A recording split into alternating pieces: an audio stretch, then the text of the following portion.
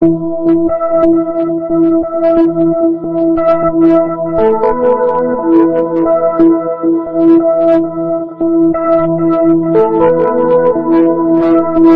aujourd'hui, nous sommes au vignoble Entre Deux Ruisseaux à Cowansville. On est avec Patrick. Bonjour Patrick. Bonjour. Alors on est où là? On est à Cowansville, sur mon vignoble. Là, c'est le Bed and Breakfast vignoble Entre Deux Ruisseaux.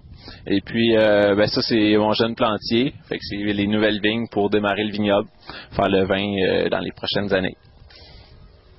Ok, et puis, attends, je vais tenir en fait. Donc ici, tu fais du vin, c'est ça? Comment ça se passe? Qu'est-ce que tu as comme vigne?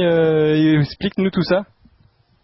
Ça, il y a 2 ans, j'ai fait planter. C'est surtout du Frontenac. Donc, c'est des vignes hybrides développées au Minnesota, par l'Université du Minnesota, qui résistent à au moins 35, sans couverture, puis tout va bien, on n'a pas à les buter, on n'a rien à faire. Résistantes aux maladies aussi, puis qui donnent un bon vin pour notre climat. Donc, qui débourre tard, donc moins de danger de geler au printemps, et puis qui mature quand même assez vite pour notre court été comparé aux étés français, dans le sud de la France, quelque chose comme ça. Ça, j'ai 1000 vignes, dont 700 Frontenac, j'ai un petit peu de Sabrevois, puis un petit peu de Sainte-Croix. C'est ce qui fait mon vignoble pour l'instant. Je vais replanter bientôt, mais avant, je vais être sûr qu'eux autres, ils fournissent un bon raisin avec du bon vin, puis après ça, on va grossir le vignoble. Donc tu m'expliquais qu'en fait il y a du vin, enfin du raisin, des vignes devant, c'est ça, qui ont plutôt tendance à aller un peu plus vite, et puis derrière aussi. Ouais, ça ici j'en ai 400 devant, 400 et puis 600 derrière. Devant ils vont un petit peu mieux avec la route à côté, ça permet au froid de se dégager. Donc, avec la pente, le froid descend par la route. Et puis, le sol est un petit peu plus rocailleux. Il y a des cailloux dedans. Puis, ça avait été travaillé avant. Il y avait des chevaux. Puis, il y avait le jardin du monsieur en face qui était là. Donc, c'est une terre qui va bien pour les vignes. Puis, derrière, c'est un petit peu plus compacté. C'est du silt ou quelque chose comme ça. Et puis, c'est plus compacté quand c'est sec. C'est quasiment comme du béton. Donc, c'est difficile pour les racines de passer. Donc, c'est un petit peu plus lent à s'établir. Mais ça devrait donner quelque chose de très bien un petit peu plus tard. Est-ce que tu peux nous montrer un peu les coupes ou comment pour toi les vignes doivent la forme qu'elles doivent avoir et puis où tu as appris ça? Peut-être voir aussi un peu s'il y a du raisin déjà? Oui. Ça, j'ai appris pendant que j'habitais en France, j'ai appris en Bourgogne et puis dans le sud-ouest de la France. Et puis en Bourgogne, la façon qui fonctionne, là cette année, j'ai qu'une seule branche qui est pliée ici. Mais comme il était tout petit, comme c'est long à s'établir, ils ont gelé un petit peu. Donc, c'est pas tous les bourgeons qui ont parti. Donc, vous voyez qu'ici, il y en a un, mais ici, ça en saute. L'année prochaine, ce que je vais faire, je vais couper ici, et puis tout ce qu'il y a au bout. Et puis, cette branche-là, je vais la replier comme celle-là, jusqu'à l'autre. Et puis, à chaque bourgeon ici, il va pousser une branche, d'où va émerger un peu de raisin aussi. Donc, si on avance un petit peu, vous voyez qu'il y a un tout petit peu de raisin. Oh, le fil. Donc, il commence à avoir un petit peu de raisin. Donc, sur d'autres rangées, si tu vois derrière, là, il y en a déjà un petit peu plus. Mais l'année prochaine, il devrait en avoir beaucoup plus que ça. Donc, ça, moi, je la laisse vraiment très légère. J'enlève tous les doubles bourgeons. J'enlève tout pour que chaque feuille soit bien exposée au soleil, qu'il n'y ait pas de feuilles à l'ombre, que les grappes aussi soient bien exposées le plus possible dans la journée pour donner une maturité, autant les tanins que le noyau, que tout soit mature vite. Et puis, le soleil ici, c'est pour améliorer le sucre et puis la richesse du raisin. Puis je vais te poser 2 questions. La hauteur que tu recommandes toi pour la vigne, ou quelle hauteur tu vas la faire pousser. Puis l'autre, c'est que ta vigne est un peu spéciale parce que je crois qu'elle est parrainée. Comment ça marche? Et, premièrement, moi, j'ai décidé de le mettre, dans le fond, avec les poteaux que j'ai décidé de le mettre à cette hauteur-là parce que si c'est trop bas, c'est dangereux pour le froid. Donc, la gelée du printemps, le froid descend. Puis plus c'est bas, plus il y a de chances de geler.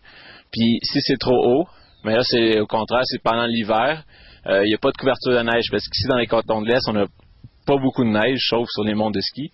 Donc, si, mettons, il y a de la neige jusque-là, tout ce qui est en haut a plus tendance à geler avec avec le vent, le froid et tout. Donc, si on est trop haut, ça gèle plus. C'est pour ça que j'ai gardé une espèce de moyenne assez haute, plus haute que certains vignobles. Mais le problème, c'est que j'ai offert à mes amis, puis à aux clients du Bed and Breakfast, ceux qui viennent ici, de parrainer une vigne. Ça fonctionne. Mettons, si toi, Cédric, tu parraines une vigne, ça coûte un montant au début. Mettons, une vigne, c'est 80 $. Et puis, pendant les 10 prochaines années de production, ça veut dire que je commence à faire le vin, tu viens ici, tu goûtes les produits, et puis il y a une bouteille de ton choix que tu pars avec, c'est gratuit, pendant 10 ans. Donc, pour 80 $, tu as 10 bouteilles de vin sur 10 ans. Donc, en goûtant à tout, tu me permets en me donnant ton commentaire, voir quel produit qui est le mieux, qu'est-ce que tu préfères. Et puis, tu vois aussi l'évolution du vignoble. Et puis, ça amène une clientèle récurrente aussi. Tu en parles à tes amis. Puis, donc, ça fait du bon vin pas cher. Et puis, ça m'aide à démarrer. Parfait, merci beaucoup. Est-ce que tu pourrais nous montrer un peu comment tu envisages de faire ton vin et si tu as déjà le matériel et puis une fois que le raisin est récolté, où ça va et qu'est-ce qui se passe? Oui, je peux bien faire ça. OK, donc ici, on est où est-ce que j'ai fabriqué le vin, c'est-à-dire le garage à ma mère. Pendant les vendanges, on reçoit les raisins dans des grosses chaudières. On vendange dans des chaudières, des seaux un peu comme la carrée que tu vois par terre là.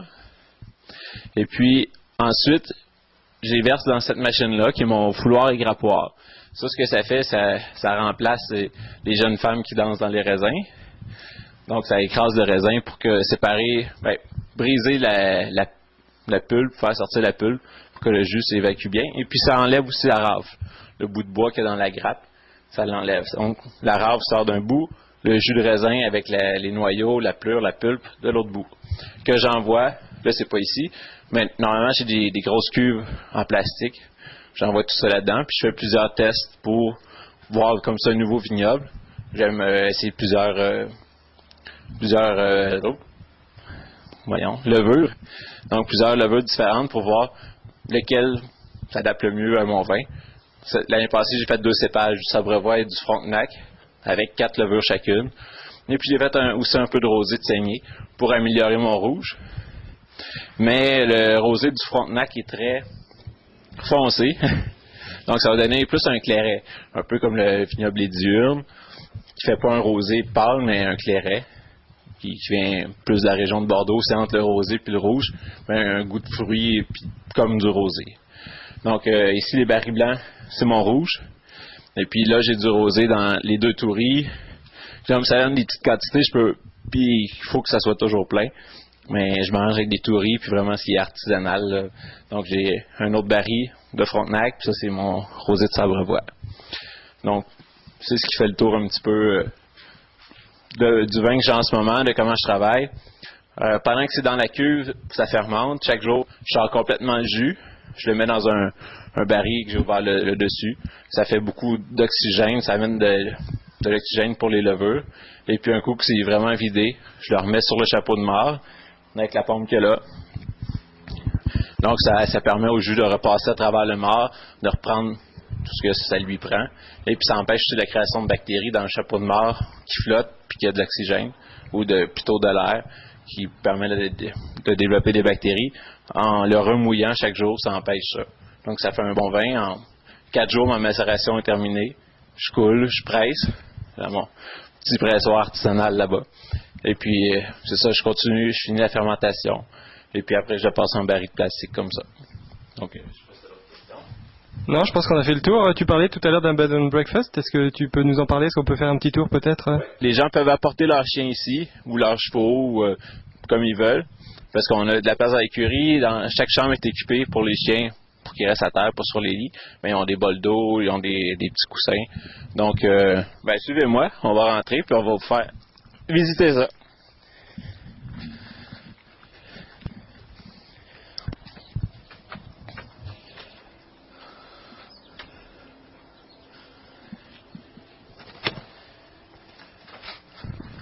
Donc ici l'entrée, c'est là qu'il faut tout de suite, c'est ça la dérive. Les Atlantiques, ceux qu'on trouve. C'est de la ligne qui est vieille. C'est elle qui C'est qui gère les bed and breakfast. Donc, côté, mais comme ça a été fait par des Belges, il y a la toilette à part, puis la salle d'eau séparée, la salle de bain séparée. Et puis, en haut, comme vous allez voir, chaque chambre a sa toilette, puis un petit lavabo, puis il y a une douche à l'étage.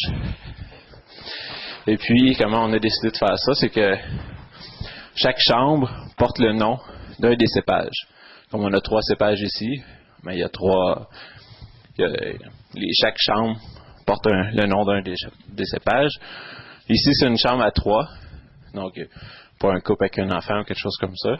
Et puis, comme je disais, une toilette à l'eau dans chacune des chambres. Je sais pas si... Non, celle-là est vraie. Donc ici, on a un bouquet bois puis céramique. Une chambre, un breakfast, une autre là, puis dans la salle d'eau en bas. Ici, c'est la 5 fois. C'est le snack qui est la plus belle, mais il y a donc, c'est super pour le breakfast.